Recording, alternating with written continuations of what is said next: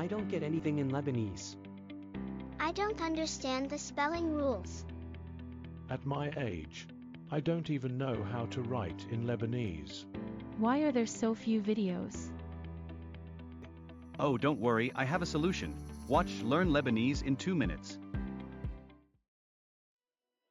In today's lesson, we are going to learn the colors. Color is لون. Colors are ألوان.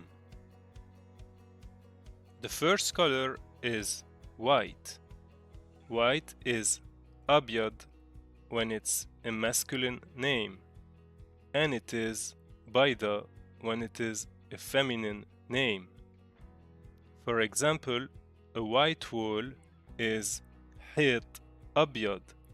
حيط is wall, أبيض is white. White pillow. مخدة بيضة. مخدة is a pillow. بيضة is white. The second color we are gonna learn today is yellow. أصفر when it is masculine, صفرة when it is feminine. Yellow key. مفتاح أصفر.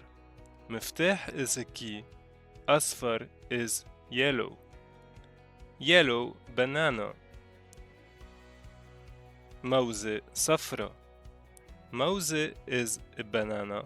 صفرة is yellow.